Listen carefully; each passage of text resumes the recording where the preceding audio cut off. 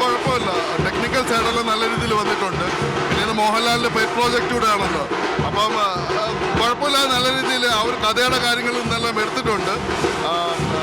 ഇതൊരു നമ്മളെ ഒരു നാടോടി കഥ, അല്ലെങ്കിൽ നമ്മളിപ്പോൾ മൈഡിയർ കുട്ടിച്ചാത്തൻ്റെ കഥ, അത് പറയുമ്പോഴത്തേക്കും കേരളവുമായിട്ട് ബന്ധപ്പെട്ട ഒരു കഥയാണ്.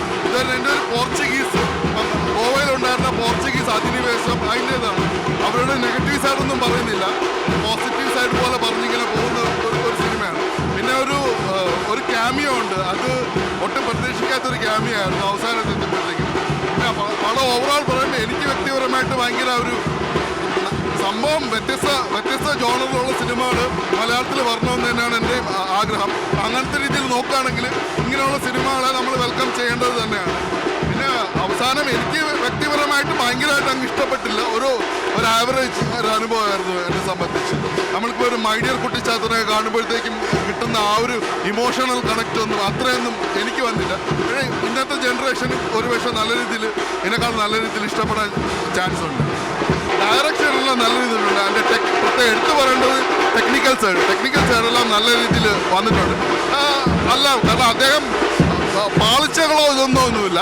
പിന്നെ ഇങ്ങനത്തെ ഒരു കഥയാണ്, അപ്പം അതിൻ്റെ ഒരു കുറേയൊക്കെ ആണെങ്കിൽ പതിഞ്ഞ താളത്തിൽ പതിഞ്ഞ ഒരു ഇതിലാണ് പോകുന്നത്. അപ്പം നമ്മളൊരു മോഹൻലാലിൻ്റെ ഒരു സാധാ സിനിമ അല്ലെങ്കിൽ അങ്ങനത്തെ സിനിമയെ പ്രതീക്ഷിച്ചിട്ട് വരാൻ പാടില്ല. കാരണം ഇതൊരു അൺയൂഷ്വലായിട്ട് ഒരു 3D അല്ലെങ്കിൽ കുറെ കൂടെ കുട്ടികൾക്ക് കണക്ട് ആവുന്ന രീതിയിൽ അങ്ങനെ ചെയ്തിട്ടുണ്ട്. ഡയറക്ഷൻ, ടെക്നിക്കൽ സൈഡ്, മ്യൂസിക്, ഇതെല്ലാം നല്ല രീതിയിലെല്ലാം വന്നിട്ടുണ്ട്.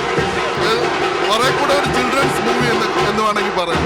ഫാമിലീസിന് കണക്ട് ആകും. ഇപ്പം എനിക്കിപ്പോഴും മൈഡിയർ കുട്ടിച്ചാത്തൻ്റെ ഇപ്പോഴും കാണുമ്പോഴത്തേക്ക് ഞാൻ അത് കാണും. എല്ലാവരുടെ ഉള്ളിലും നമുക്ക് എല്ലാത്തരം കാര്യങ്ങൾ ആസ്വദിക്കുന്ന കാര്യങ്ങളുണ്ടല്ലോ. ഇപ്പം എനിക്കിപ്പോൾ 40 വയസ്സായി, പക്ഷെ ഒരു ബാലരാമ കിട്ടിക്കഴിഞ്ഞാൽ ഞാൻ ഇപ്പോഴും എടുത്ത് വായിക്കും.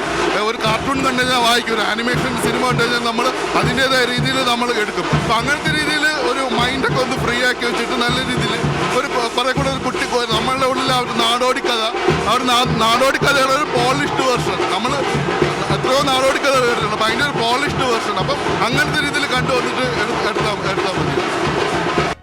പുതിയ വാർത്തകളും വിശേഷങ്ങളും ഇനി വിരൽ തുമ്പിൽ. എല്ലാ ഡിജിറ്റൽ പ്ലാറ്റ്ഫോമുകളിലും ഇപ്പോൾ സീ മലയാളം ന്യൂസ് ലഭ്യം.